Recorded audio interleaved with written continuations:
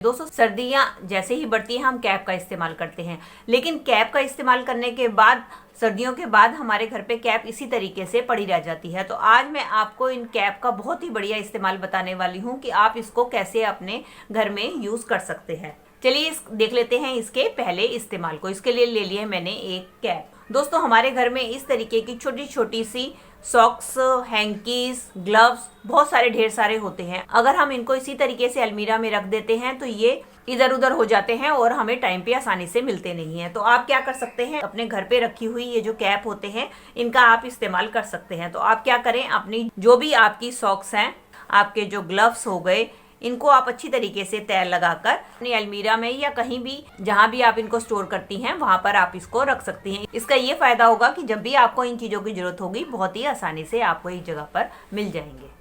दोस्तों प्रेस का इस्तेमाल तो हम गर्मी सर्दी करते ही हैं, लेकिन अगर हम इसको इसी तरीके से खुले रखते हैं तो इसके अंदर बहुत सारा डस्ट चला जाता है, जिसको क्लीन करने में हमारा काफी सारा टाइम खराब हो जाता है। तो अक्सर हम क्या करते हैं, इनको किसी ना किसी बॉक्स में डालकर रखते हैं ताकि ये गंदी ना हो। अगर आपके पास बॉक्स नहीं है तो आप इस तरीके की कैप का भी इस्तेमाल कर सकते हैं। तो आप क्या करें, आप अपने घर पे रखी हुई कैप लें और इस तरीके से अपनी कैप को इस प्रेस के ऊपर चढ़ा दें। इस तरीके से आपकी प्रेस बिल्कुल कवर हो जाएगी, बिल्कुल भी गंदी नहीं होगी और साथ साथ आपकी बेकार पड़ी हुई कैप का भी रीयूज हो जाएगा। चलिए फ्रेंड बढ़ते हैं इसके थर्ड इस्तेमाल की तरफ। दोस्तों जब भी हम इस तरीके के लोटे या किसी कंटेनर में दही जमाते हैं तो आपको पता है सर्दियों में ठंडी होने की वजह से दही आसानी से जमता नहीं है। तो हम इसको गर्माहट देने के लिए किसी स्वेटर का या किसी चादर या कंबल का इस्तेमाल करते हैं, लेकिन वो साइज में बड़ा होने के कारण काफी सारी जगह घेरते हैं। तो आप क्या कर सकते हैं, इस तरीके की किसी कैप का इस्तेमाल कर सकते हैं और आपने क्या करना है, जिस भी कंटेनर में आपने दही जमाना है उसके बाद आप इस तरीके से उसको कैप से अच्छी तरीके से ढक दें। इससे क्या होगा, एक तो आपका स्पेस भी बहुत कम घेरेगा और आपकी कैप की मदद से आपका जो है दही बहुत ही आसानी से जम जाएगा।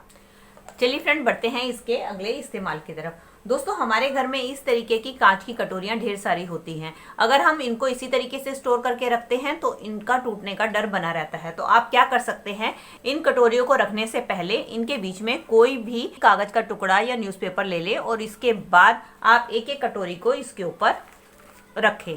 इसके बाद आपने लेनी है कोई भी कैप और इसके बाद आपने क्या करना है, इन कटोरियों को रख देना है इस कैप के अंदर। जब आप अपनी कटोरियों को इसके अंदर रख दें और इसके बाद ये खुले ना, इसके लिए आप इसके ऊपर कोई भी रबड़ बैंड चढ़ा दें।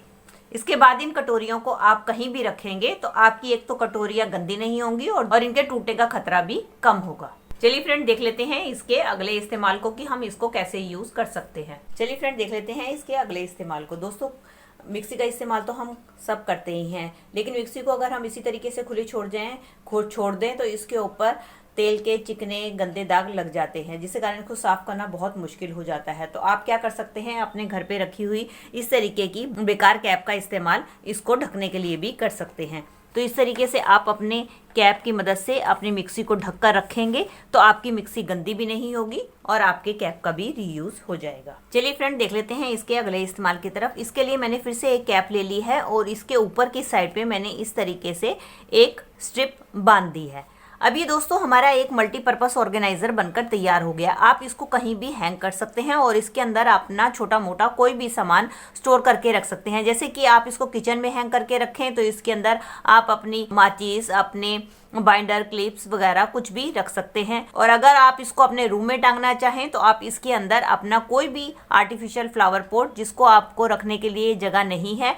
आप इसके अंदर हैंग करके अपने कमरे को भी डेकोरेट कर सकते हैं। और इसका इस्तेमाल आप अपने फ़ोन को चार्जिंग के लिए भी कर सकते हैं, क्योंकि कई बार हमें फ़ोन को चार्ज करना होता है तो हमारा फ़ोन नीचे लटकता रहता है, जिसके कारण उसके टूटने का खतरा बना रहता है। तो इसको आप क्या कर सकते हैं, अपने स्विच बोर्ड के उधर टांग दे और इसके बाद अपने फ़ोन को इसके अंदर रख के बड़ी आसानी से अपने फ़ोन को चार्ज कर सकते हैं। इससे क्या होगा, आपके फ़ोन का गिरने का खतरा भी बना नहीं रहेगा और आपका फ़ोन भी अच्छी तरीके से चार्ज हो जाएगा। ये थी मेरी आज की वीडियो। आई होप आपके लिए यूजफुल रही होगी। दोस्तों इनमें से कोई भी टिप आपके लिए हेल्पफुल रही है तो वीडियो को लाइक, शेयर एंड कमेंट कीजिएगा और इसी तरीके से मुझसे जुड़े रहने के लिए बेल आइकन के साथ मेरे चैनल को भी सब्सक्राइब कर लीजिएगा। मिलती हूँ नई वीडियो के साथ, तब तक bye bye and thanks for watching.